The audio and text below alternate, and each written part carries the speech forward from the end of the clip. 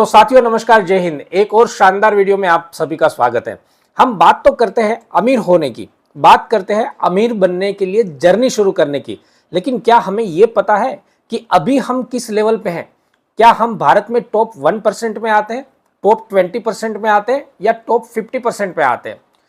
अमीर बनने की अगर हम बात करते हैं ना, तो सबसे पहले तो हमें यह पता होना चाहिए कि हम अभी किस लेवल पे हैं और आगे चल के हमको किस लेवल पे पहुंचना है और इसके लिए हमें क्या करना पड़ेगा। आज के इस वीडियो में ना मैं आपको पूरे फैक्ट के साथ में बहुत इंटरेस्टिंग चीजें बताने वाला हूं। आप इस वीडियो को पूरा देखिएगा और वीडियो की शुरुआत में ही मैं आपको रिक्वेस्ट करता हूं कि मैक्सिमम फौजी भाइयों तक ये वीडियो पहुंचाइएगा ताकि हम अपनी लेवल को समझ सके और अपने टारगेट को भी समझ सके। बहुत इंटरेस्टिंग चीजें हैं, मैं आपको शुरुआत में सारी चीजें बताता हूं। देखिए स्क्रीन के ऊपर दिखाई देगा। सबसे पहला क्वेश्चन ये है कि अगर मुझे अपने आप को समझना है कि मैं किस लेवल पे हूं, तो क्या इसका कोई बेंचमार्क है, कोई परफेक्ट फिगर है जिससे हम ये समझ सके कि हम किस लेवल पे अभी आर्थिक परिस्थिति में सर्वाइव कर रहे हैं? तो देखिए इसके ऊपर दुनिया भर में बहुत सारे रिसर्च हुए हैं। यहां पर मैं आपको स्क्रीन में दिखा रहा हूं। देखिए पहला टॉपिक है इंडिया में वेल्दी बनने का सामान्य बेंचमार्क। मतलब अगर आप वेल्दी बनना चाहते हो तो कौन कौन सा बेंचमार्क है। तो देखिए नीचे श्रेणी जो है मिडिल क्लास। कुल संपत्ति अगर किसी व्यक्ति के पास में 10 लाख से लेके 1 करोड़ का है तो उसको सामान्य परिवार माना जाता है, मिडिल क्लास माना जाता है।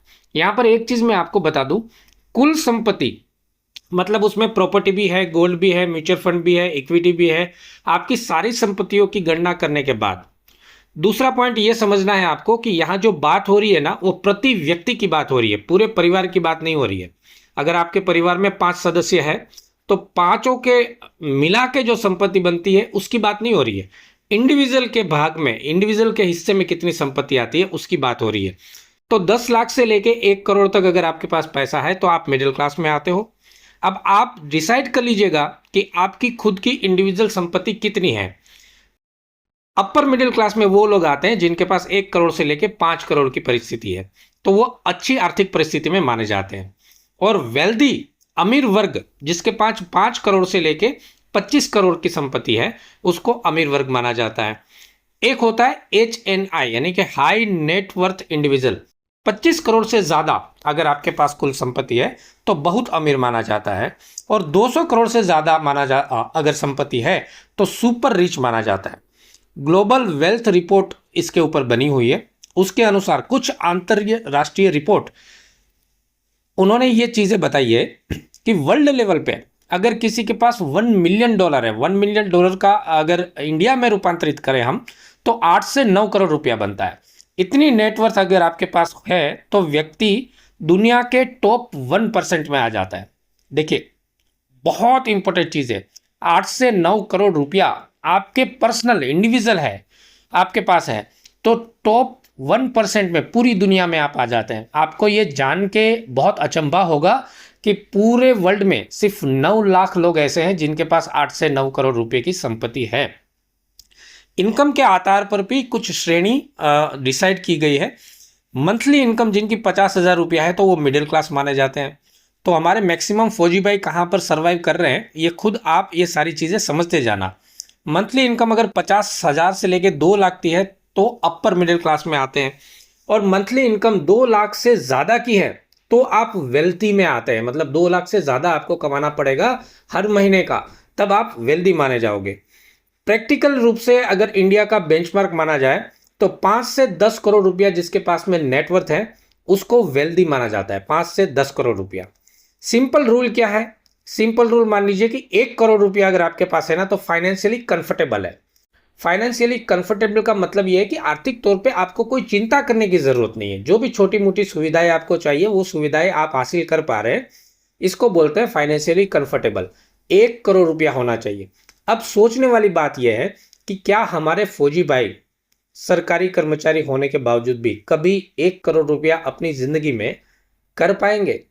बहुत सारे लोगों ने किया भी हुआ है, लेकिन हम किस लेवल पे है और हमें कहां तक पहुंचना है?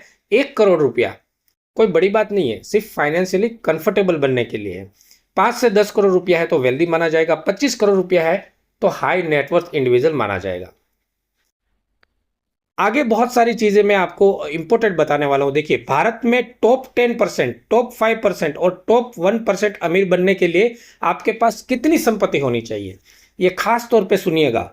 देखिए, अगर टॉप 50% में आपको जाना है तो आपकी कुल संपत्ति, आपकी इंडिविजुअल की बता रहा हूं मैं, पूरे परिवार की नहीं, आपके इंडिविजुअल की कुल संपत्ति जो है ना 3 से 5 लाख रुपया होनी चाहिए। तो भारत में 50% के ऊपर आ जाते हो आप।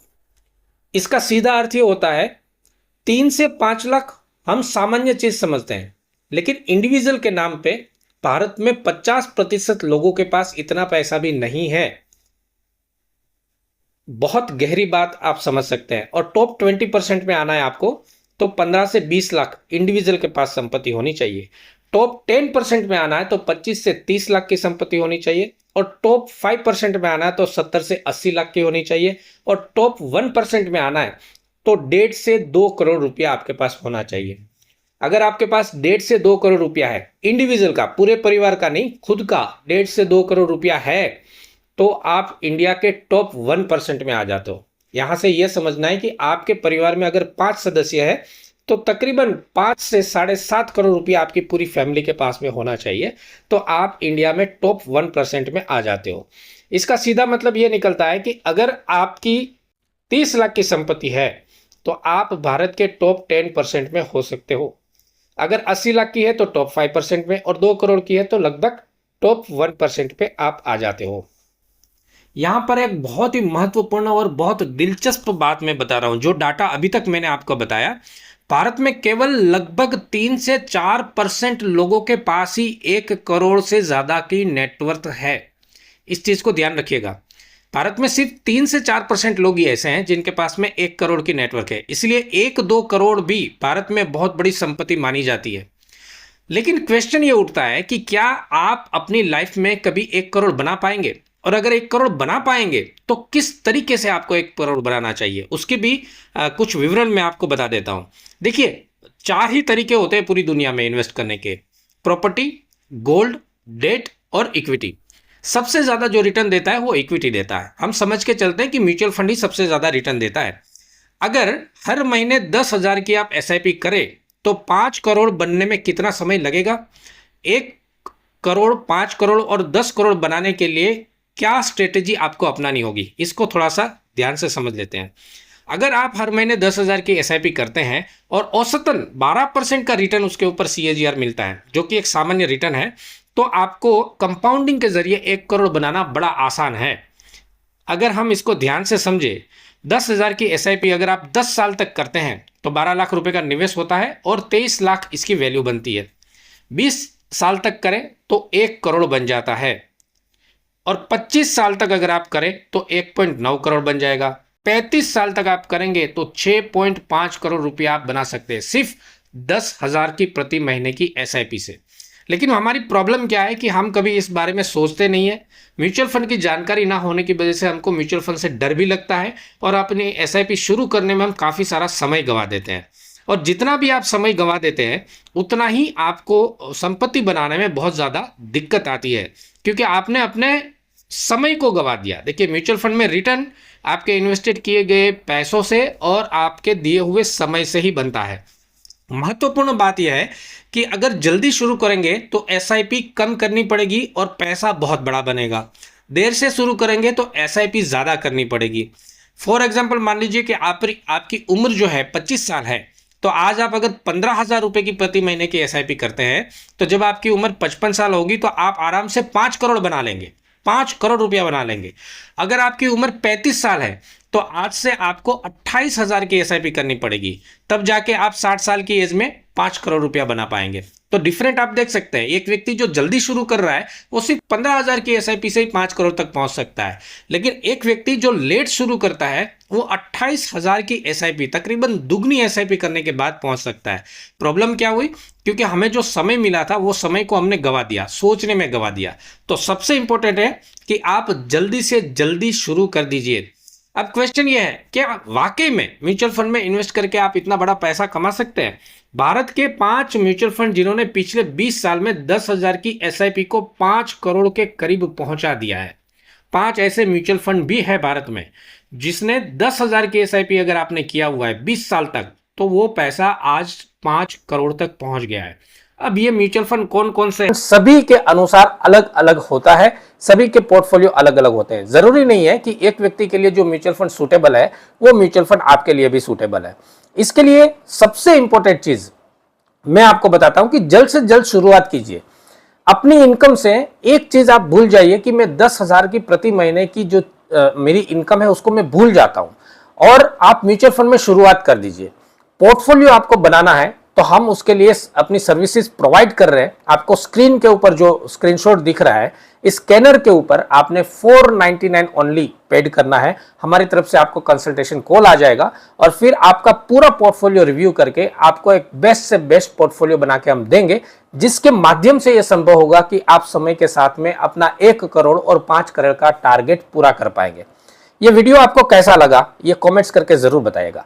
इस वीडियो में 2 चीजें बहुत इंपॉर्टेंट से हमने समझी है कि आप अभी किस लेवल पे है और आपको टॉप 5 या टॉप 1% में जाने के लिए कितने पैसों की आवश्यकता है और वो चीजें कैसे पूरी हो सकती है। वीडियो पसंद आया हो तो सभी फौजी भाइयों के साथ में शेयर कीजिएगा। आपका कोई भी कमेंट्स हो तो कमेंट्स के द्वारा जरूर पूछिएगा और चैनल को सब्सक्राइब कीजिएगा। ऐसे इंपॉर्टेंट जानकारी हम इस चैनल के माध्यम से आपको देते रहते हैं। नमस्कार, जय हिंद।